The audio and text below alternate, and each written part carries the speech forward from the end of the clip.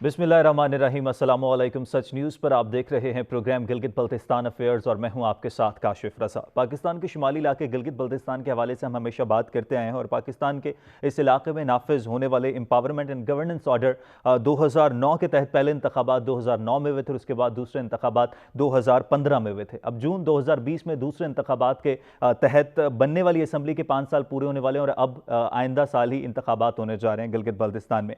लेकिन गिलगित बल्तिस्तान की जो मौजूदा हुकूमत है वो 24 जून 2020 को ख़त्म हो रही है और निगरान हुकूमत के क़याम के हवाले से ऑर्डर 2018 और ऑर्डर 2019 की अगर बात की जाए तो उसमें कोई शिक शामिल नहीं थी।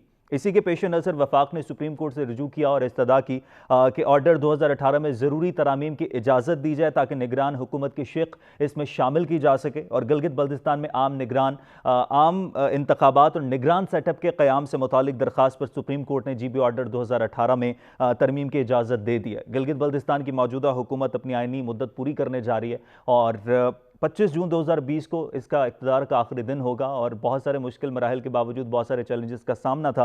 ये कोई बड़ा वाक़या पेश नहीं आया 5 साल के दौरान और अब निगरान हुकूमत सेटअप आएगा, उसके बाद इंतखाबात होंगे और फिर देखने की अगली हुकूमत आती है। हम बात करेंगे कि निगरान हुकूमत के लिए कौन से उम्मीदवार हैं जो मुतवक्के हैं, मौजू हैं, इसके बाद ये सिलसिला आगे किस तरह से लिंगर ऑन होगा और साथ ही साथ हम इस पर बात करेंगे कि क्या ये 5 साल की आइनी मुद्दत जो पूरी की है इस हुकूमत ने किन किन चैलेंजेस का सामना रहा, क्या बेहतरी आई, कहाँ पर लैक रहा, क्योंकि गिलगित बल्तिस्तान के हवाले से हमेशा ये शिकायत आती रही कि गिलगित बल्तिस्तान को फ़ंड्स की फ्राहमी होती है या नहीं होती और उसके बाद फ़ंड्स उस तरह से मिलते नहीं हैं। उसके बाद गिलगित बल्तिस्तान एक ऐसा इलाका है जो सैर व सियाहत के हवाले से बहुत अहम है और कुदरती मनाजिर से माला माल है, वसाइल से माला माल है। तो किस तरह से पाकिस्तान की मईशत में भी गिलगित बल्तिस्तान की जितने भी रिसोर्सेज हैं उनको यूटिलाइज़ करके पाकिस्तान की मईशत को इससे संभाला मिल सकता है, इस पर हम आज के प्रोग्राम में बात करेंगे। कुर्बान अली साहब हैं, फॉर्मर प्रेसिडेंट हैं फेडरल चैम्बर ऑफ कॉमर्स के, मुझे स्टूडियोज़ में ज्वाइन कर रहे हैं। इन्हीं के साथ मौजूद हैं सैयद जुल्फ़िकार हुसैन शाह साहब जो कि चेयरमैन हैं mine and mineral association GB के। मेरे दोनों मेहमानों का बहुत शुक्रिया।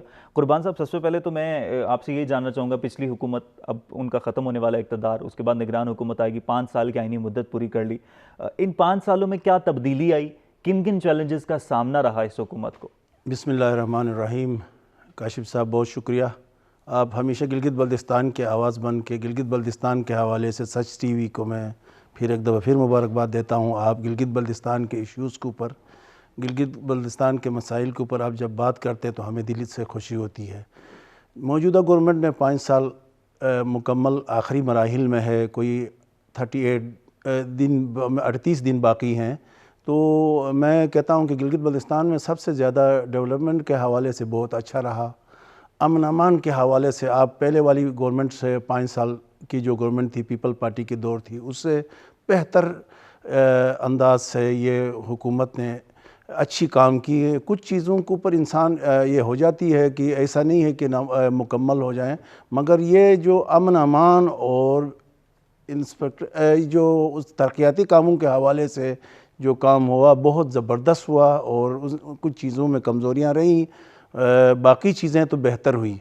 अब आ गया निगरान सेटअप के ऊपर। निगरान सेटअप जो नया जो ऑर्डिनेंस जारी हुआ है ताज़ा तरीन, उसके ऊपर अभी देखा जाए कि क्या कौन आता है निगरान वज़ीर आला और क्या निगरान काबीना इस कोरोना की सूरत हाल की वजह से क्या ये आगे 3 महीने में इलेक्शन होते हैं कि नहीं, इसको एक्सटेंड किया जाए 6 मंथ तक, तो ये देखा जाएगा कि क्या होता है।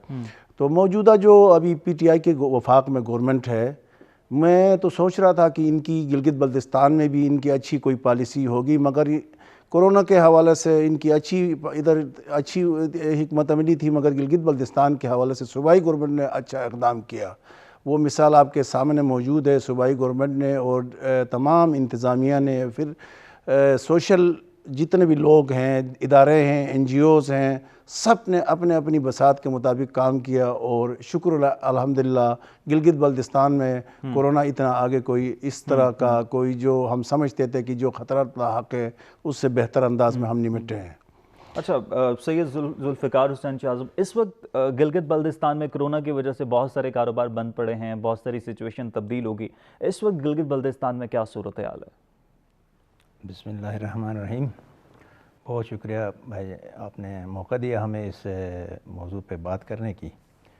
तो गिलगित तो वैसे बहुत फार फ्लंग एरिया है, रिमोट एरिया है, लेकिन ابھی کچھ حالات وہاں پہ کاروبار سے تو وہ بہت دور رہا ہے، لیکن ابھی وہاں پہ کچھ کاروباری ایکٹیویٹیز شروع ہو گئی تھی، لیکن بدقسمتی سے جو کورونا کا مسئلہ آیا ہے اس سے پھر متاثر ہوا۔ گلگت بلتستان میں جیسے کہ 2-3 سیکٹر ہیں جن پہ مستقبل میں کام ہو سکتا ہے۔ ان میں ایک ٹورزم ہے، منرلز مائننگ کے حوالے سے ہیں، اور اس کے علاوہ ماؤنٹینئرنگ و کلائمبنگ وغیرہ کے جو شعبے ہیں۔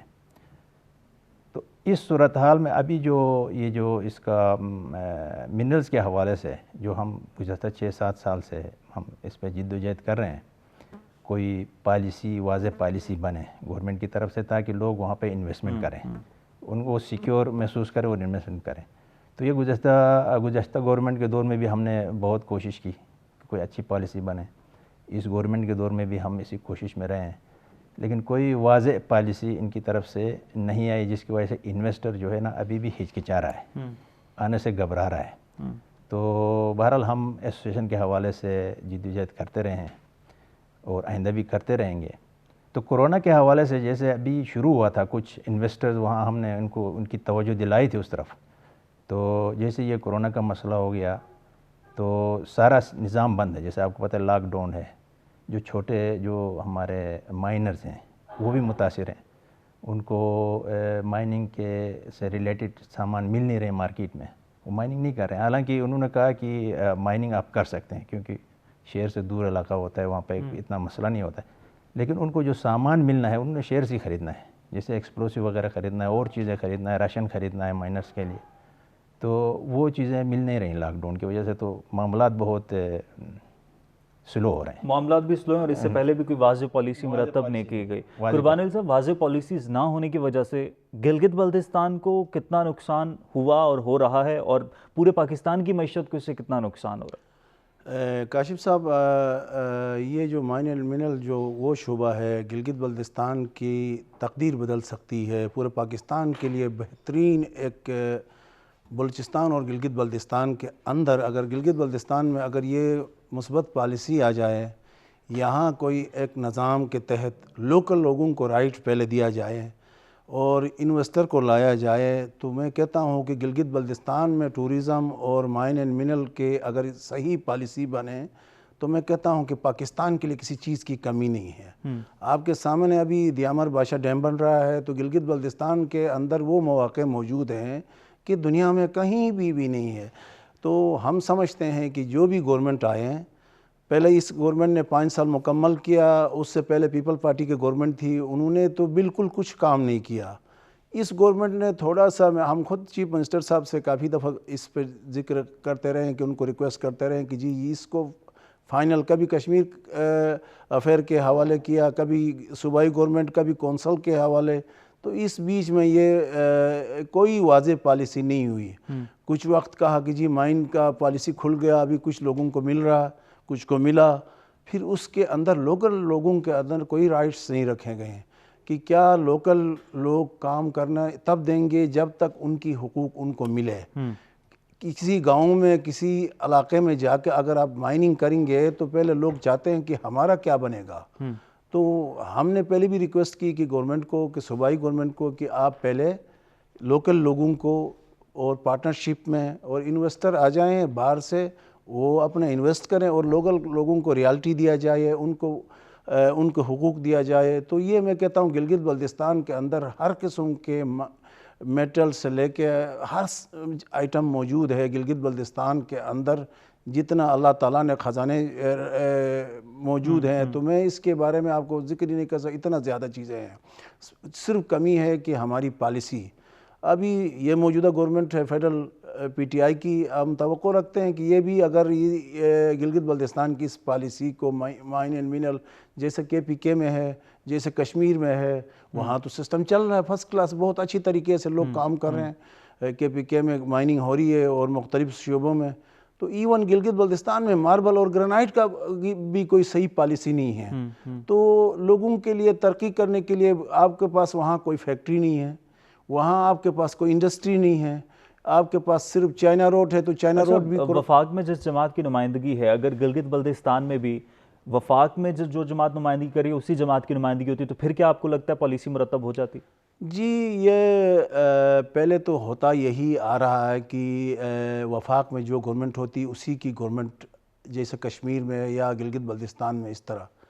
مجھے نہیں لگتا ہے کہ پی ٹی آئی کا جو اس وقت جو صورتحال ہے گلگت بلتستان کے اندر، وہ خود میں گورنر اور ان کی صوبائی پریزیڈنٹ کے بیچ میں، گورنر صاحب ایک سمجھو کہ خودکش حملہ آور ہے کہ وہ اپنے پارٹی کے لیے، کہ وہ اس طرح کا کوئی نہیں میں دیکھ رہا تھا کہ یہ حکومت بنے، پی ٹی آئی کی شاید بن جائے، مگر وہ آپس کی ان کی چپکلشیں ہیں.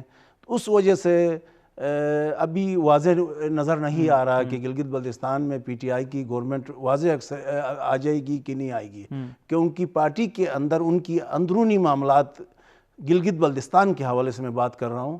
تو گورنر صاحب جو بیٹھے، اس سے پہلے جو گورنر آیا تھا جو پیپل پارٹی کا قاہرہ، وہاں کوئی دھاندلی کا، کوئی کسی چیز کا گنجائش بالکل نہیں ہے، 0% ہے. صرف اپنے ٹیم کو فیسلٹیٹ کرتے ہیں. تو پہلے قاہرہ صاحب آئے ہیں، اس کے بعد برجیش طاہر صاحب آئے ہیں، انہوں نے اپنے پارٹیوں کو مطلب ایک فیسلٹیٹ کیا، مطلب ان کو اچھے، ان کو انوائرمنٹ دے دی، ان کو مطلب آگے موقع دے دیا. اب یہ جو پی ٹی آئی کا جو گورنر صاحب ہیں، وہ صرف اور صرف علاقے کے لیے مسائل اور پارٹی کے لیے مشکلات ہی پیدا کر رہے ہیں. تو اس وجہ سے مجھے نہیں لگتا ہے کہ ان کی کوئی واضح مطلب اکثریت آئے گی. اچھا، میں اس پر نگران سیٹ اپ پر بھی آتا ہوں. ذوالفقار صاحب، ابھی آپ سرمایہ کاری کی بھی بات کر رہے تھے، مائنز اینڈ منرل کے شعبے سے آپ کا تعلق بھی ہے.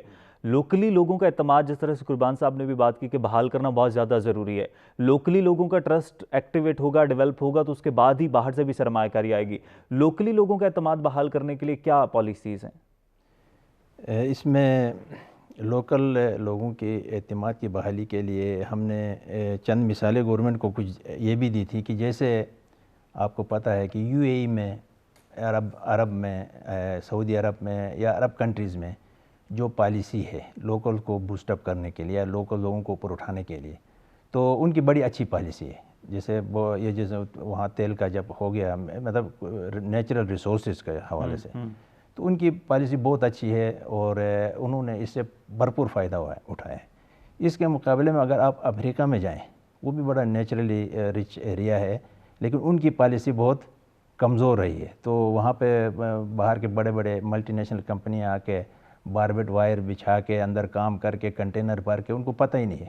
تو وہاں چند ایک لوگ جو بڑے لوگ جو چند تھے وہ انوالو تھے، باقی نیچے طبقہ سارا محروم رہ گیا. تو ہماری یہی گزارش تھی کہ پالیسی اس طرح کی رکھیں جیسے سعودی عرب میں ہے، جیسے یو اے ای میں ہے، کہ لوکل بندوں کو ہر صورت میں آپ نے ایکوموڈیٹ کرنا ہے. تو جب لوکل بندہ ایکوموڈیٹ ہوگا اور جوائنٹ وینچر ہوں گے تو لا محالہ ماحول بنے گا، لوگ اعتماد کریں گے. تو یہی ہماری گزارش ہے کہ یہ پالیسی ایسی ہو جس میں لوکل بندوں کو پریارٹی دی جائے اور ان کو اعتماد ان کو ہو کہ یہ ہمارے حق میں ہے، جیسے سعودی عرب میں ہے، یو اے ای میں ہے، جس کی مثال ہم نے آپ کو دی ہے. اچھا، دیگر ممالک میں ہمارے سامنے ایگزامپلز ہیں، وہاں پر جس طرح سے پریکٹس کیا جا رہا ہے تمام تر پالیسیز کو، ہمارے ہاں اس طرح سے پریکٹس نہیں کیا جاتا. کرونا کی وجہ سے بھی کہیں نہ کہیں بہت سارے چیلنجز کا سامنا کرنا پڑ گیا. ابھی سچویشن کتنی قربان صاحب تبدیل ہوگی، اور اس حکومت کے جتنے دن باقی ہیں جاتے جاتے ہی ان کے چیلنج میں اضافہ ہوا ہے، اور آنے والی حکومت کے لیے کن کن چیلنجز کا سامنا کرنا پڑے گا اسے؟ جی، اس حکومت نے تو میں نے کہا کہ یہاں کے لوکل کمیونٹی بھی ملیں، اور میں اپنے ڈسٹرکٹ کی بات کروں جہاں سے میں بلانگ کرتا ہوں، نگر سے. جب کرونا شروع ہوا تو ہمارے پاس سنگل ماسک تک نہیں تھا موجود، کیونکہ یہ کسی کو پتہ ہی نہیں تھا. تو ہماری لوکل کمیونٹی، ہم نے اینٹی کرونا ٹاسک فورس بنایا. تمام بزنس مین، تمام ڈاکٹرز، انجینئرز، جتنے بھی ذمہ دار لوگ ہیں، مل کے ہم نے ایک کرونا ٹاسک فورس بنایا. اور ہم نے سب سے پہلے پیرامیڈک اور ڈاکٹروں کو اپنے ڈسٹرکٹ میں کوشش کی کہ ہم نے وہاں چیزیں پہنچا دی، کیونکہ گورنمنٹ کو بھی پتہ نہیں تھا کہ یہ ایک دم یہ بیماری اس طرح پھیلی. پھر اس پہ بڑے لوگوں نے بات کی، جی یہ ایران سے پھیلا ہے، زائرین آ گئے ہیں. اللہ کے فضل و کرم سے میں آپ کو بتا رہا ہوں کہ 65 سے ابو عمر والے لوگ تھے. کسی بندے کو، سب سے پہلے نگر کے بارے میں آپ کو تو پتہ ہے کہ آپ چینل کو پڑھیں، آپ کو ساری چیزیں، مگر اللہ کے فضل و کرم سے مکمل ایک بندہ بھی اللہ کے فضل کرم سے کسی کو کوئی نقصان نہیں ہوا اور سارے کے سارے ٹھیک ہو گئے ہیں۔ تو کرونا کے اوپر گورنمنٹ نے بڑی کافی کوشش کی کہ صوبائی گورنمنٹ نے اور NDMA نے بھی سپورٹ کیا، پاک فوج نے بھی سپورٹ کیا، کیونکہ پاک فوج نے تمام راشن کے لیے اور صوبائی گورنمنٹ نے اپنی پھر لوکل کمیونٹی نے آپس میں مل کے سارا جتنا مخیر حضرات ہے انہوں نے بڑا کام کیا۔ تو اس کے لیے میں پاک فوج کا بھی مشکور ہوں کہ وہاں کی جنرل باجوہ کی طرف سے اسپیشل انسٹرکشن تھے، انہوں نے راشن پہنچا دیا، انہوں نے اپنی آرمی کے جوانوں کو بھجوا دیا۔ پھر صوبائی گورنمنٹ نے اپنی انتظامیہ کو تمام انتظامیہ جتنے بھی ڈپٹی کمشنر تھے گلگت بلتستان میں انہوں نے الرٹ کر دیا، پھر کمشنر صاحب اور جتنے بھی لوگ تھے انہوں نے بہت زیادہ کام کیا اور وہ اللہ کے فضل سے گلگت بلتستان میں سچویشن اس وقت کنٹرول ہے۔ آنے والا گورنمنٹ کے لیے چیلنجز بہت زیادہ ہے، کیونکہ یہ ابھی کہہ رہے ہیں کہ کرونا ابھی ختم نہیں ہوا، اس کو آگے بڑھتا رہے گا، تو اس کے لیے حکمت عملی مزید بہتر بنانے کی ہمیں ضرورت ہے اور اس کے اوپر ہمیں سوچنے کی ضرورت ہے۔ اب جب نگران سیٹ اپ آئے گا تو ایسا سیٹ اپ آنا چاہیے کہ سارے لوگوں کو یہ منظور ہو کہ نگران وزیر اعلیٰ ایسا کوئی بندہ آ جائیں کہ تاکہ سارے کمیونٹیز مطمئن ہو۔ تو ہم چاہتے ہیں کہ یہ جو مجھے نہیں لگتا ہے کہ چیف منسٹر اور اپوزیشن لیڈر اور امور کشمیر کے اتفاق پہ آئے گا۔ میری خیال میں وزیر اعظم اپنی سفیدی اختیارات استعمال کریں گے، کیونکہ لگتا ہے کہ اتفاق مشکل لگتا ہے مجھے۔ تو اگر حزب اختلاف اور حکومت کے درمیان وزیر اعلیٰ کے درمیان اتفاق رائے نہیں ہوتا اور نگران حکومت کا قیام عمل میں آنا بھی ضروری ہے جمہوری عمل کو آگے بڑھانے کے لیے، کون کون سی موزوں شخصیات ہیں؟ کیونکہ ابھی خبروں میں ہم دیکھ بھی رہے ہیں، پڑھ بھی رہے ہیں کہ بہت سارے لوگ ہیں جنہوں نے تو شیروانیاں بھی تیار کروا لی ہیں کہ ہم ابھی منتخب ہوں گے۔ مجھے لگتا نہیں ہے کہ جو شیروانی جنہوں نے تیار کی وہ شیروانی ان کی ادھر ہی رہیں گے۔ امید رکھتے ہیں کہ اللہ پہ کہ کوئی اچھا انسان اور کوئی عوام کے لیے بہتر اور سارے کمیونٹیز کے گلگت بلتستان کا سچویشن کوئی جغرافک اور مختلف حوالوں سے ڈیفرنس ہے وہاں، کیونکہ آپ یہاں اور اس میں بہت زیادہ، کیونکہ ایک سائٹ پہ چائنا ہے، دوسرے سائٹ پہ انڈیا ہے، تیسرے سائٹ پہ افغانستان ہے، اور بھی معاملات ہیں ہمارے گلگت بلتستان کے۔ پھر کمیونٹی وائز دیکھا جاتا ہے کہ جی کس کمیونٹی سے آیا، کون ہے، وہ سب کے لیے یہ برابر ہے۔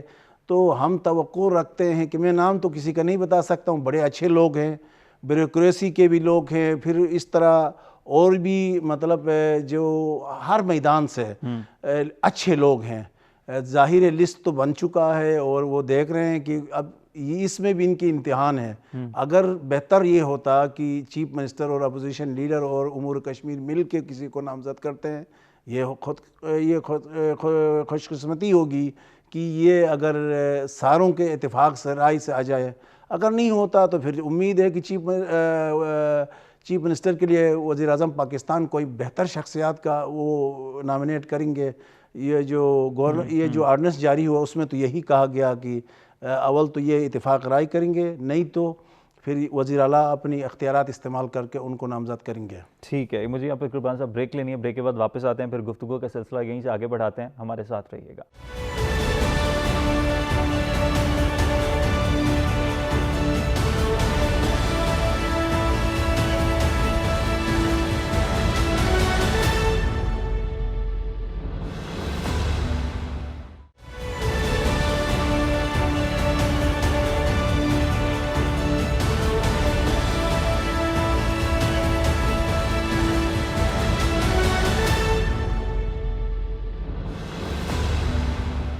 Already welcome back. بریک کے بعد واپس آنے کا شکریہ۔ فارمر وائس پریزیڈنٹ قربان علی صاحب میرے ساتھ اسٹوڈیوز میں موجود ہیں، سید ذوالفقار حسین شاہ صاحب موجود ہیں۔ شاہ صاحب، ابھی منرلز اینڈ مائنز کی اگر ہم بات کریں تو گلگت بلتستان میں کتنے فیصد لوگ ایسے ہیں جن کا روزگار اسی سے وابستہ ہے اور کرونا کی وجہ سے ان کی مشکلات میں اضافہ ہو گیا؟ گلگت بلتستان کے تقریباً 12 سے 15% لوگ جو اس شعبے سے ڈائریکٹ اس کے ساتھ انوالومنٹ ہے ان کی، اور ان کا ذریعہ معاش ہے یہ۔ اس میں چھوٹے مائنرز ہیں جو جیم سٹونز کی جو مائننگ کرتے ہیں، وہ تقریباً کوئی 10,000 پلس لوگ ہیں جن کا ڈائریکٹ جو ہے نا اس شعبے سے تعلق ہے اور اسی سے ان کا روزگار ہوتا ہے۔ وہ سیزن میں وہاں پہ جا کے چھوٹے پیمانے پہ مائننگ کرتے ہیں، وہاں سے جیم سٹون وغیرہ لے کے آتے ہیں مارکیٹ میں، پھر وہاں سے وہ مارکیٹ سے وہ پھر پشاور جاتا ہے، پشاور سے پھر بینکاک جاتا ہے، پھر وہاں اس کی کٹنگ پالشنگ ہونے کے بعد وہ دنیا میں جہاں جہاں اس کی مارکیٹ ہے وہاں جاتا ہے. تو بس بدقسمتی سے یہ ہے کہ اس کا بھی کوئی پراپر ہمارے پاس اس مائننگ کا اس شعبے کا بھی کوئی پراپر کوئی پالیسی نہیں ہے. اگر ان چیزوں کو ہم گلگت کی سطح پہ ہی وہاں پہ ہی اس کی مارکیٹ ڈیولپ کریں, وہیں پہ کٹنگ پالشنگ کریں, وہیں پہ اس کی ویلیو ایڈیشن کریں تو اچھا خاصا زر مبادلہ ہم کما سکتے ہیں. لیکن جو ہمارے حصے کا جو ہمیں کمانا چاہیے وہ بینکاک میں لوگ کماتے ہیں اس کو انہانس کرنے کے بعد. تو اس میں تقریباً 10,000 لوگ تو ڈائریکٹلی انوالو ہیں, چھوٹے جو مائنرز ہیں. اس کے علاوہ جو انڈسٹریل مائننگ ہے جیسے ماربل ہے, گرینائٹ ہے, کاپر ہے, لیڈ ہے, اور بھی بہت سارے اس طرح کے میٹلز اور منرلز ہیں, تو ان کی ابھی اس پروسیس میں جا رہا ہے گلگت بلتستان. ابھی کچھ بڑے لڑ جگڑ کے کچھ لیزز ابھی ہوئے ہیں. یہ گزشتہ 2008 سے لیزز بند تھے بالکل نا, تو ہم ایسوسیشن کے پلیٹ فارم سے اس کے لیے جد و جہد کرتے تھے. تو تب جا کے 2016 سے کچھ یہ تھوڑا سا انہوں نے دینا شروع کیے ہیں کہ کچھ لوگوں کو لیزز انہوں نے ایشو کیے ہیں, تو جن پہ ابھی اس کا لمبا پروسیس ہوتا ہے لیز کا نا, اس کا بالکل باقاعدہ ایک اسٹڈی ہوتی ہے. تو ابھی اسٹڈی کے مراحل میں ہیں, لوگ اپنے اپنے لیزز کی اسٹڈی کرا رہے ہیں. جب یہ اسٹڈی ہو کے ان کے پاس کوئی سائنٹیفکلی پروون کوئی اگر ڈپازٹ آئے گا ان کے پاس تو پھر انویسٹر خود بخود آئے گا. تو ابھی اس وقت وہ جو جس مراحل سے گزر رہے ہیں وہ اسٹڈی کے مراحل میں ہیں. تو انشاءاللہ 1-2 سال میں تو یہ ایک بہت وسیع پیمانے پہ یہ کام ہو سکتا ہے. مائننگ کی آپ نے کہا کہ کوئی پالیسی ایسا مرتب نہیں کی گئی. پاکستان کے دیگر صوبوں میں بلوچستان کی اگر بات کی جائے یا باقی ملکوں کی بات کی, جس طرح سے آپ نے پہلے یو اے ای کی مثال دی, سعودی عربیہ کی مثال دی, وہاں پر مائننگ کے حوالے سے کیا پالیسیز ہیں, اور اگر وہ پالیسیز گلگت بلتستان میں ہو تو کتنا جو ہے وہ کارگر ثابت ہو سکتے ہیں؟ وہاں کے پالیسی کا ہم مثال اس لیے دے رہے ہیں کہ وہاں ڈائریکٹ جو ہے نا کوئی ملٹی نیشنل کمپنی کے حوالے نہیں کی جاتی.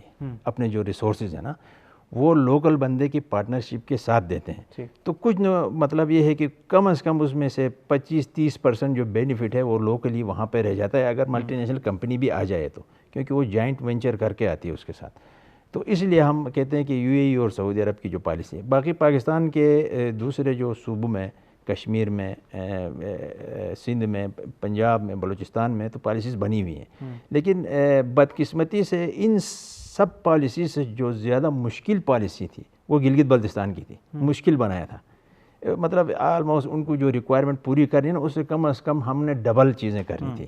تو ہمارا یہ مطالبہ تھا, چونکہ ہم نئے ہیں اس سیکٹر میں, گو کہ گلگت بلتستان بہت رچ ہے منرلس میں, لیکن یہ سیکٹر ڈیولپ نہیں ہوا ہے. ہم ابھی اس کو ڈیولپ کرنا چاہتے ہیں, تو آپ اس میں کنسیشنز ہمیں دے دیں, اس رول میں نا آسان بنائیں. تو کم از کم یہ ہے کہ ہمارا مطالبہ یہ ہے کہ جو کشمیر میں ہے, کیونکہ ہمارا ان کا سٹیٹس تقریباً ایک جیسا ہے, تو جو کشمیر میں رولز ہیں ان کو فالو کریں, ان کو ایز اٹ از جو ہے نا ایکسٹینڈ کریں گلگت بلتستان میں اور ان پر عمل کریں. تو پالیسی تو ایک بنی ہے پریشر کی وجہ سے, لیکن وہ بھی ابھی ہم اس سے مطمئن نہیں ہیں. وہ پالیسی جو ہے سخت ہے. ہم کہتے ہیں اس سے بھی نرم شرائط پہ آپ بنائیں تاکہ لوگوں کے لیے آسانی اور لوگ آسانی سے اس کام میں انٹر ہو جائیں, کیونکہ ہمارا فیوچر اسی میں ہے. ٹھیک ہے. اچھا قربان صاحب, بجٹ کے حوالے سے بھی عید سے پہلے حفیظ صاحب نے گفتگو کی میڈیا سے, انہوں نے یہ بات کہا کہ ہم اپنا بجٹ دے کر جائیں گے جانے سے پہلے.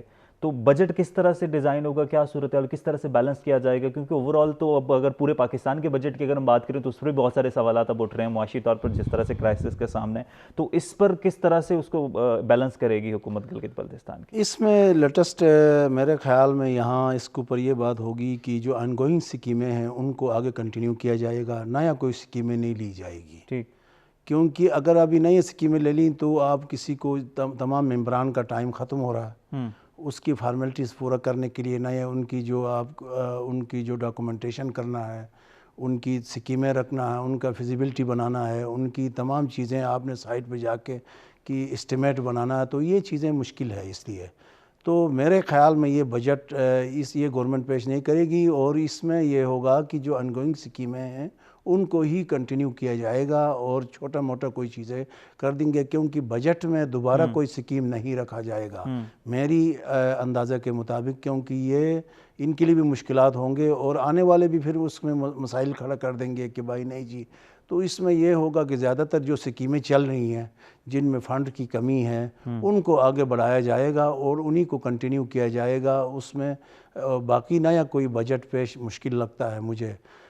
نیا جو آنے والے پھر نگران ہوگا وہ بھی بجٹ پیش نہیں کر سکتے ہیں. تو اس میں حفیظ صاحب یہی بہتر انہوں نے میرے خیال میں یہی سوچا کہ آن گوئنگ جو سکیمیں ہیں ان کو کنٹینیو کیا جائے اور جو سکیمیں پہلے سے ADP کے اندر آئی ہیں ان کو آگے بڑھایا جائے. اچھا، ابھی آن گوئنگ کون سے ایسے پروجیکٹ ہیں جو چل رہے ہیں اور کتنے ایسے پروجیکٹ ہیں جو مکمل ہو گئے اور ان کا گلگت بلتستان کو فائدہ بھی بہت ہوا؟ دیکھیں گلگت بلتستان کے لیے پاور سیکٹر میں کافی پروجیکٹس ہیں جو آلریڈی کام ہو رہا ہے. پاور سیکٹر میں تو جس طرح ڈالر کا ریٹ بڑھا ہے، جس کی چیزیں بڑھی ہیں تو وہ چیزیں تو جو آدھا کام ادھورا رہ گیا. تو پاور سیکٹر میں بہت زیادہ کام ہوا گلگت بلتستان میں ہائیڈرو پاور کے اوپر. پھر روڈز، مختلف روڈز بنے ہیں، پھر ہاسپیٹلز بنے ہیں گلگت کے اندر. کارڈیو کا ہاسپیٹل بنا ہے، کینسر کا ہاسپیٹل بنا ہے، اور چیزیں ہیں. مگر ہماری چیزیں جو رہ گئی ہیں وہ میڈیکل کالج تھی، یونیورسٹی تھی تو وہ نہیں بنی ہماری. انجینئرنگ یونیورسٹی نہیں بنی ہماری. یہ پہلے سے ہمارا مطالبہ تھا، پہلے گورنمنٹ سے بھی. یہ چیزیں ہماری بہت اہم ضرورت ہے. گلگت بلتستان کے اندر قراقرم یونیورسٹی کے اندر آپ کی کوئی کلاسیں تو چل رہی ہے، وہ نہ ہونے کے برابر ہیں. کیونکہ آپ کے پراپر میڈیکل کالج ہو، میڈیکل یونیورسٹی ہو اور اس کے اندر یا انجینئرنگ یونیورسٹی ہو. تو یہ انجینئرنگ کی کلاسیں بھی چلا رہا ہے ابھی قراقرم یونیورسٹی، اور میڈیکل کے بھی میرے خیال میں کچھ اسٹوڈنٹ تو وہ ناکافی ہے. تو یہ اس کی آنے والے گورنمنٹ کے لیے یہ لازمی چیزیں بننی چاہیے، کیونکہ گلگت بلتستان کے لوگ بڑے ٹیلنٹڈ لوگ ہیں، بڑے ایجوکیشن میں پورے پاکستان میں سب سے آگے لوگ ہیں، اور ان کی خواہش ہے کہ میڈیکل اور انجینئرنگ یونیورسٹی وہاں بنے گلگت بلتستان کے. آپ کو پتہ کہ اب اس وقت جو سچویشن بنا ہوا ہے، انٹرنیٹ کی سہولت نہیں ہے یہاں پہ. تو انٹرنیٹ پہ لوگ آن لائن کلاسیں چلا رہے ہیں. اب گلگت بلتستان سے ایک کراچی سے چلا گیا، لاہور سے، اسلام آباد سے جو اسٹوڈنٹ چلے گئے ہیں، ہمارے اپنے بچے گلگت چلے گئے ہیں، تو ان کو ابھی کلاسیں چلنا بڑا مشکل ہے. انٹرنیٹ کا وہ فیسلٹی ہمارے پاس نہیں ہے جو ہونا چاہیے انٹرنیٹ کا. لیکن سننے میں تو یہ آ رہا تھا کہ گلگت بلتستان یونیورسٹی نے جو آن لائن کلاسز کا سسٹم شروع کیا ہے وہ سب سے بہتر جا رہا ہے پورے پاکستان سے. نہیں، وہ بہتر جا رہا ہے، اچھی بات ہے، مگر انٹرنیٹ کا پرابلم ہے. آپ کا ہر آدمی، ہر غریب آدمی، مطلب آپ کو پتہ ہے کہ گلگت بلتستان میں مڈل کلاس کے لوگ زیادہ رہتے ہیں. ایسا نہیں ہے کہ یہاں تو بہت امیر لوگ ہیں یا تو بہت زیادہ غریب لوگ ہیں. ہم سب مڈل کلاس کے لوگ ہیں، درمیانے طبقے کے لوگ ہیں. تو ہر آدمی افورڈ نہیں کر سکتا کہ آپ DSL لگائیں اور ان کے گھر پہ، اور ہر آدمی کو ملتا بھی نہیں ہے. تو انٹرنیٹ کا پرابلم، اور پھر بجلی کا کچھ پرابلم رہتا ہے، کیونکہ ہائیڈرو ہے، کوئی ایسا ڈیم والا بجلی تو ہے نہیں. سی پیک کے اندر ابھی بھی ہماری یہ جو دو سکیمیں 80 میگا واٹ فنڈر اور 100 میگا واٹ KIU، ابھی تک اس کے اوپر پیش رفت نہیں ہوئی. اور ہماری سی پیک کا تیسرا پروجیکٹ تھا یہ جو گلگت سے چترال روڈ، اس کے اوپر بھی ابھی تک اسی طرح ہے. JCC کے اندر بھی کوئی آیا، اس کے اندر میٹنگوں میں آیا، مگر ابھی تک کوئی فائنل نہیں ہوا. تو ہم چاہتے ہیں کہ یہ جو عمران خان صاحب کے گورنمنٹ سی پیک کے اندر گلگت بلتستان کا، پھر ہماری جو اکنامک زون جو جگہ منتخب کیا گیا ہے مقپون داس، وہاں ابھی تک دوسرے جگہوں میں ابھی شروع بھی ہو رہا ہے، شکائی جیسے شروع ہو گیا، سندھ میں شروع.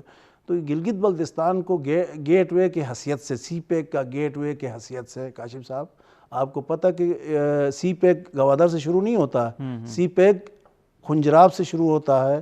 تو وہاں کے لوگوں کے لیے آج تک سی پیک کے اندر، ہم چائنا کے اندر بھی ہم جاتے ہیں تو ہائی لیول پہ اگر ڈیلیگیشن اپنی بزنس کمیونٹی کی نمائندگی کر کے ہم جاتے ہیں تو وہاں بھی ہم ریکویسٹ کرتے ہیں. پھر ایمبیسڈر صاحب سے بھی ہماری کئی دفعہ ملاقاتیں ہو گئیں، اور وفاق میں بھی ہم نے یہ آواز اٹھائی. ایک تو ہمیں آئینی حقوق کی بات ہے، دوسری بات ہے کہ ہمیں سی پیک کے اندر ہمیں نمائندگی دی جائے گلگت بلتستان کو. آپ کے علم میں ہے آج تک سی پیک کے اندر کوئی ایک ڈسپنسری تک ہمیں نہیں بنی ہے گلگت بلتستان کے اندر. تو ہم چاہتے ہیں کہ گلگت بلتستان کے لوگ محب وطن پاکستانی ہے، سب سے زیادہ محب وطن پاکستانی ہے. تو ہم یہ چاہتے ہیں کہ آپ کی وسادت سے، آپ کے اس چینل کے وسادت سے ہم وفاقی گورنمنٹ کو اور مقتدر اداروں کو، کیونکہ مسلح افواج کا بڑا کردار ہے گلگت بلتستان کے اندر امن امان کے حوالے سے، اور مختلف شعبوں میں ان کی بڑی کردار ہے. تو وہاں نیشنل سیکیورٹی کونسل کی میٹنگ ہوتی تو ہم توقع رکھتے ہیں، اور سپریم کورٹ اب پاکستان کے اندر بھی سب جوڈس رہا ہے کہ یہ آئینی حقوق کے حوالے سے، تو ہم چاہتے ہیں کہ آپ کے ذریعے یہ ہم حکومت وقت کو یہ بتا دیں تو آپ گلگت بلتستان کو ایک تو حقوق دے دیں، دوسرا سی پیک کے اندر ہمیں نمائندگی دی جائے۔ ٹھیک ہے۔ اچھا ذوالفقار صاحب، جس طرح سے ابھی توانائی کے شعبے کی بات کر رہے تھے قربان صاحب، ہم ہمیشہ یہ بات پروگرام میں ہی ہم نے کی ہے کہ توانائی کے شعبے پر اگر گلگت بلتستان میں توجہ دی جائے تو نہ صرف گلگت بلتستان میں بلکہ پورے پاکستان میں بجلی جو ہے مہیا کی جا سکتی ہے، تو توانائی کے شعبے پر کیوں توجہ نہیں دی جاتی؟ اس کو بدقسمتی ہی کہہ سکتے ہیں۔ یہ بہت پہلے سے، جب میں سکول پڑھتا تھا اس زمانے میں بھی، جرمن کی ایک کمپنی جو ہے ایک وہاں پہ سروے کر رہی تھی اس ہائیڈرو پاور کے اوپر، تو یہ تقریباً کیلکولیٹڈ ہے، تقریباً 50,000 میگا واٹ پوٹینشیل وہاں پہ ڈسکلور ہے۔ اس کے علاوہ میرے خیال میں اس سے 5 گنا زیادہ تو ڈسکلور ہی نہیں ہوا، ورک نہیں ہوا اس کے اوپر نا، تو یہ سارا ڈسکلور ہے۔ لیکن شاید کوئی بڑے پروجیکٹ اس لیے نہیں کرنا چاہتے کہ وہاں کے جو پولیٹیکل اور جو آئینی صورتحال ہے اس حوالے سے شاید لوگ انویسٹمنٹ سے گھبرا رہے ہوں، یا پتہ نہیں کوئی اور وجہ ہو، یا بدقسمتی ہو سکتی ہے، یا یہ ہے کہ جو ہمارے ارباب اختیار ہیں ان کی کمزوری کہ وہ کسی کو وہاں پہ انویسٹر کو وہاں تک اس کو ترغیب دے کے لا نہیں سکے، تو وہ ایز اٹ از پڑے ہیں۔ تو ادروائز تو 50,000 میگا واٹ تو اس پہ کام ہو چکا ہے، اس کی رپورٹس بنی ہوئی ہے، پوٹینشیل وہاں پہ موجود ہے۔ اگر اس پہ کام ہو جائے تو 50,000 میگا واٹ بہت زیادہ بجلی ہے، جو پاکستان کے ضرورت سے 3 گنا زیادہ ہے۔ تو اگر یہ تیار ہو جائے تو ظاہر ہے ہم ایکسپورٹ کر سکتے ہیں، اس سے ہم فوراً توانائی کے شعبے پر توجہ دینے کی ضرورت ہے، توجہ نہیں ہے۔ اس سے نہ صرف پاکستان کی کمی پوری ہو سکتی ہے بلکہ دیگر ممالک کو بھی ہم ایکسپورٹ کر سکتے ہیں۔ قربان صاحب، توانائی کے شعبے پر توجہ نہ دینے کی وجہ سے یقینی طور پر بہت سارے مسائل آ جاتے ہیں، بجلی کی پیداوار کم ہو جاتی ہے، وہاں پر بجلی کی سہولیات اس طرح سے نہیں مل پاتی ہیں۔ ابھی آپ انٹرنیٹ کی سہولت کی بات کر رہے تھے۔ گلگت بلتستان وہ علاقہ ہے جہاں پر زیادہ تر لوگوں کا روزگار سیر و سیاحت سے منسلک ہے، ہوٹلنگ کے شعبے سے منسلک ہے۔ بجلی نہ ہونے کی وجہ سے اور انٹرنیٹ کی سہولت نہ ہونے کی وجہ سے جو ٹورزم کا شعبہ ہے اور ہوٹلنگ کا شعبہ ہے، یہ کتنا زیادہ متاثر ہو جاتا ہے؟ میں آپ کو بتاؤں کاشف بھائی کی پچھلے دفعہ کی میں نے آپ کو تقریباً 2 ملین کے قریب لوگ آئے ہیں۔ میں نے آپ کو ہنزا کے اندر خصوصاً ہنزا نگر میں پھر بھی بہتری ہے ہائیڈرو پاور کا۔ ہنزا کے اندر اگر گرمیوں میں بھی 4 گھنٹہ بجلی آتی ہے تو اس کے اوپر بہت زیادہ توجہ دینے کی ضرورت ہے۔ دنیا سے لوگ آتے ہیں سیر و سیاحت کے لیے۔ گلگت بلتستان اور سکردو کے اندر بھی اس طرح ہے، تو کچھ گرمیوں میں تو بجلی بہتر ہوتی ہے، جو سردیوں میں تو بالکل نہ ہونے کے برابر ہوتی ہے۔ اس کے اوپر بڑی توجہ دینے کی ضرورت ہے۔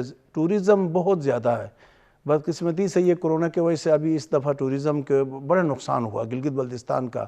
عمران خان صاحب یہاں چھوٹے کاروباریوں کے لیے تو پیکیج اعلان کر رہے ہیں، تو میں ریکویسٹ کروں گا کہ گلگت بلتستان کے جو اسپیشل جو ہوٹل انڈسٹری ہے ان کو خصوصی طور پہ، اور جو چھوٹے کاروباری ہے ان کو خصوصی طور پہ کوئی پیکیج اناؤنس کیا جائے، کیونکہ گلگت بلتستان میں یہ جو ٹورزم کا سب سے زیادہ وزٹ کرنے والا جگہ، آپ کے پاس تو KPK میں اتنا کوئی نہیں، آپ سوات کلام وغیرہ جو حالات ٹھیک ہو گئے اس کے بعد جانا شروع کر دیا، ورنہ تو اور کوئی آپ کے پاس ایسا جگہ ہے مری کے علاوہ اور کہیں جاتے تو نہیں ہے۔ اور پورے دنیا سے لوگ گلگت بلتستان آنا چاہتے ہیں، اور ابھی بھی یہاں عید کے موقع پر دنیا کے لوگ وزٹ کرنا چاہتے ہیں، تو وہاں فیسلٹیز ہوگی تو لوگوں کے لیے بہتر ہوگا، ورنہ ادروائز وہاں جائیں گے بجلی نہیں ہوگا تو وہ کیسے گزارا کریں گے۔ تو اس کے اوپر زیادہ توجہ دینے کی ضرورت ہے، بجلی کے اوپر ٹورزم کے شعبے کو ترقی کرنے کے لیے۔ عمران خان صاحب ہمیشہ ذکر کرتے ہیں، ٹورزم کے اوپر بہت زیادہ بات کرتے ہیں، اور وہ نیچرل ٹورزم ہے گلگت بلتستان کے اندر، اور دنیا کی سب سے جو پیکس ہیں تو وہ مشہور پیکس میں سے 12 پیک گلگت بلتستان میں، جیسے راکا پوشی، ننگا پربت، K2، دیران، تو یہ مختلف یہ جو پیکس ہیں گلگت بلتستان کے اندر ہیں۔ تو گلگت بلتستان کو زیادہ اہمیت دی جائے ٹورزم کے حوالے سے اور پاور کے حوالے سے، تو یہ جو ان کی ابھی آگے الیکشن بھی ہونے والی ہے، تو اس حکومت کو زیادہ توجہ دینا چاہیے گلگت بلتستان کے اوپر۔ اچھا، ٹورزم کا جو نقصان ہوا ہے کورونا کی وجہ سے، اور صرف یہ پاکستان میں نہیں، ورلڈ وائڈ جو ٹورزم کا شعبہ ہے وہ اس سے متاثر ہوا ہے، پاکستان میں اور گلگت بلتستان میں جو ٹورزم کا شعبہ متاثر ہوا ہے، اس کی بحالی میں آپ کیا سمجھتے ہیں کتنا وقت لگ جائے گا؟ دیکھیے، دنیا نے تو بہت زیادہ ان کے پاس مواقع ہیں، ان کے پاس چیزیں ہیں، انہوں نے پیکیجز بھی دیا۔ بدقسمتی سے ہمیں تو کسی نے ہمارے علاقے کو کسی نے پوچھا بھی نہیں کہ بھائی آپ کا کیا نقصان ہوا، کتنا ہوا۔ ٹائم تو لگے گا۔ ہمیں اس کورونے کو ابھی بتایا جا رہا ہے کہ جو بتایا جا رہا ہے کہ یہ اس کے ساتھ تو ہمیں سال 2 سال گزارا کرنا پڑے گا، تو ہم ٹورزم تو پکا بند تو نہیں کر سکتے۔ احتیاطی تدابیر کے ساتھ ہمیں ٹورزم کو کھولنا چاہیے۔ الحمدللہ تمام پورے پاکستان میں کوئی 60 دن کے قریب فلائٹس بند تھے، کل مطلب ابھی شروع ہوئے ہیں فلائٹ، تو گلگت بلتستان کے لیے جو فلائٹیں چل رہی تھیں، تو گلگت بلتستان میں ابھی ٹورزم کو بحالی کے لیے احتیاطی تدابیر کے ساتھ اس کو گورنمنٹ کو کھولنا چاہیے، اور جو نقصانات ہوئے جو ہوٹل انڈسٹری کو، ان کو کوئی پیکیج دیا جائے، ان کو خصوصی کوئی رعایت دی جائے، اور ان کے لیے کوئی سپورٹ کی جائے تاکہ وہ آگے اپنے بچوں کے لیے کفالت کے لیے، کیونکہ چھوٹے چھوٹے ریسٹورنٹ ہیں اور چھوٹے چھوٹے کاروبار ہیں۔ نئی پالیسیز لانے کی ضرورت ہے، چاہے گزشتہ حکومت ہی، آنے والی حکومت کو بھی چاہیے کہ اب تمام ان شعبوں پر توجہ دے۔ بہت شکریہ قربان علی صاحب، former vice president federal chamber of commerce سے، اور سید ذوالفقار حسین شاہ صاحب تھے چیئرمین مائنز اینڈ منرل ایسوسی ایشن GB کے۔ بہت شکریہ آپ دونوں کا۔ پروگرام میں آج اس پر بات کرنے کا مقصد یہ تھا کہ یہ حکومت اپنی آئینی مدت پوری کر کے اب جا رہی ہے، آنے والی حکومت جس جماعت کی بھی ہوتی ہے، تو یہ تمام تر مسائل ہیں جن پر توجہ دینے کی ضرورت ہے۔ گلگت بلتستان پاکستان کا وہ علاقہ ہے جہاں پر اگر توجہ دی جائے، بہتر پالیسیز مرتب کی جائیں، تو نہ صرف وہاں کے لوگوں کے لیے فائدہ مند ثابت ہو سکتا ہے بلکہ پورے پاکستان کے لیے بہت زیادہ فائدہ مند ہو سکتا ہے، اور پاکستان کی معیشت کے لیے بھی گلگت بلتستان ایک اہم جزو ثابت ہو سکتا ہے جو اس میں بہت زیادہ فائدہ مند ہے۔ آج کے پروگرام سے اجازت دیجیے، اللہ نے کے بعد۔